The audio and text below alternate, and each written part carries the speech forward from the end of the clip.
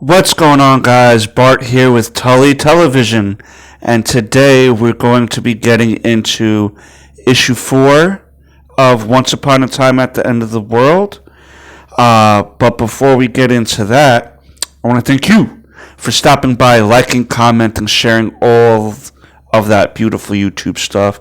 I hope that today is the day that we earn your subscription if we have yet to do that. Our goal here is to go over pop culture stuff and entertain you, maybe educate you on something you didn't know. But let's get into it. Once Upon a Time at the End of the World, issue 4. This is what the cover looks like. This has been one of my favorite covers so far. But let's get into it. It's entitled The Wild, the Woke, and the Wasteland Rangers. It falls under book 1 of Love in the Wasteland, written by Jason Aaron, illustrated by Alexander Tefenji, Tfenkji,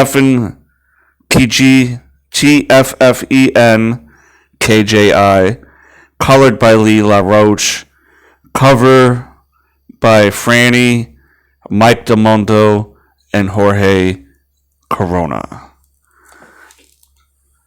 Now, if you remember, this covers the love story between two characters by the name of Maceo and Esmeralda in the apocalypse. It's going to be broken up into 15 issues.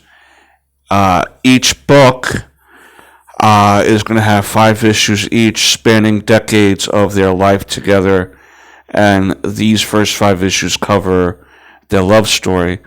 When we learned in the last issue that Esmeralda was a ranger, she had decided to leave the Wasteland Rangers for a better life. Now, the reason, we officially find out what the reason was for that, and it was because of a fellow ranger by the name of Jenny. Jenny and Esmeralda seemed to have fallen in love, but when the scout mother found out about their budding romance, she had punished Esmeralda by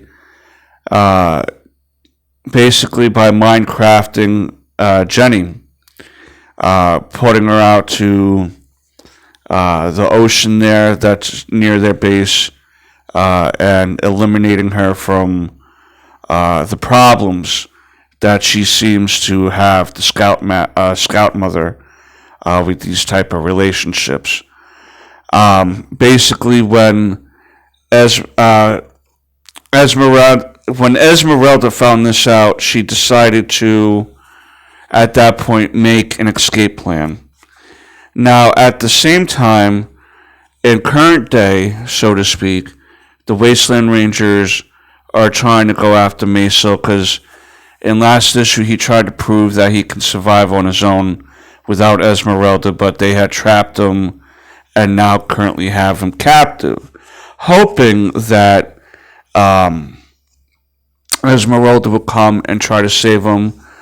And one of the things that we also learn in this issue is that in their quest of finding Esmeralda and finding out that Maceo has been helping her, they came across the building that he was living at with his dead parents and had decided to burn all of his inventions and burn the whole thing down with his parents' bodies still in the building.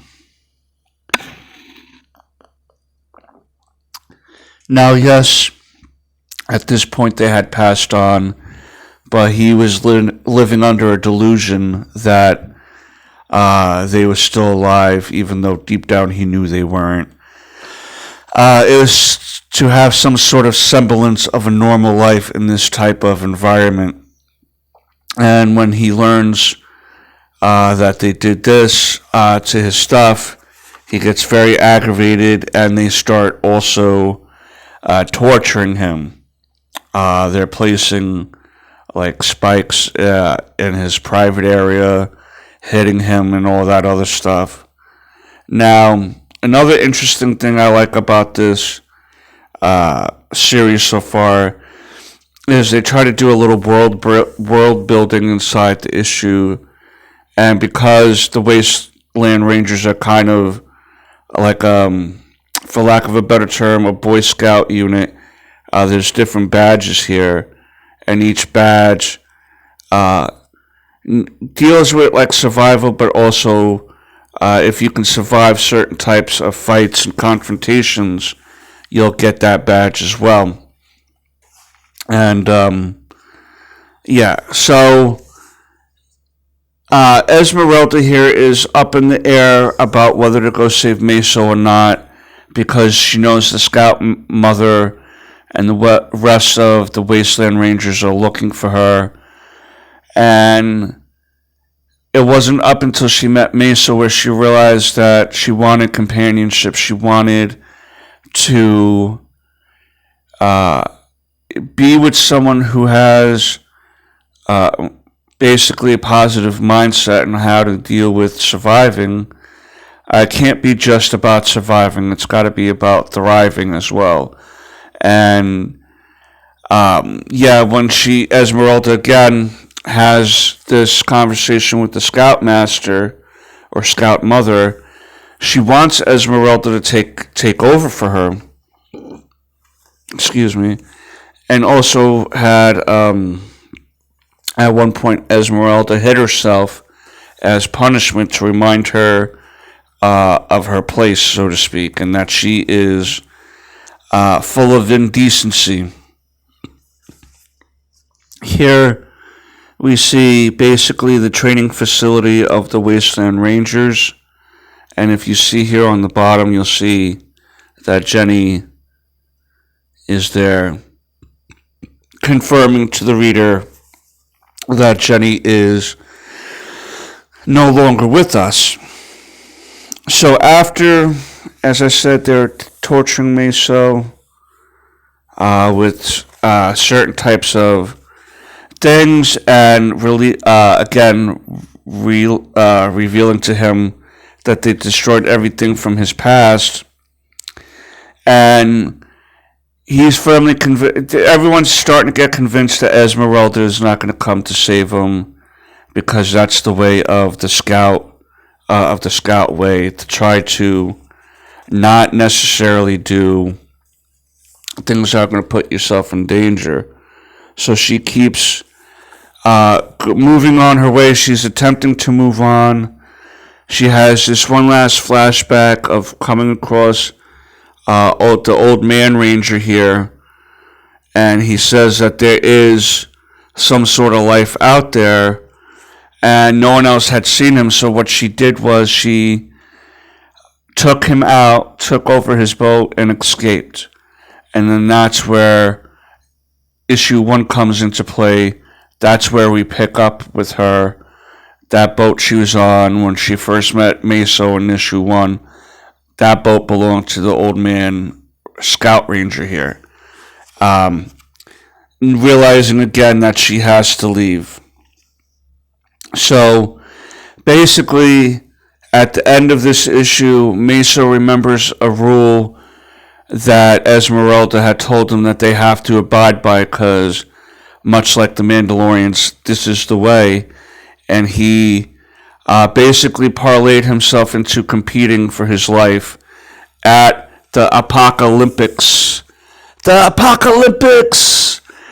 And I don't know what the Olympics is going to be, but we're going to find out in issue 5, I guess.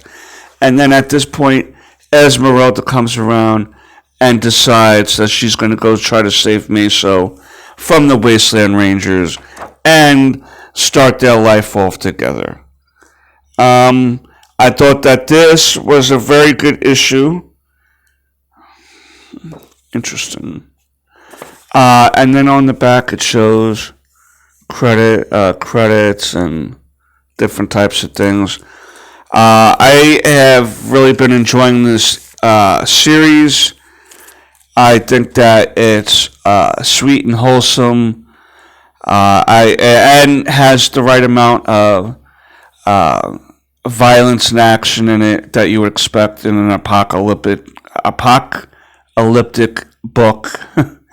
But as you know, they're trying to draw in younger readers too, so you don't want it too wild in certain areas. But I'm liking the writing. I'm liking the art and everything. This issue, the cover is one of my favorite covers of the series so far.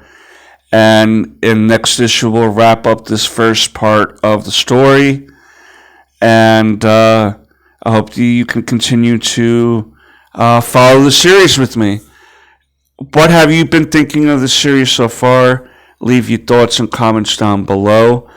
And until next time, peace, Snookums.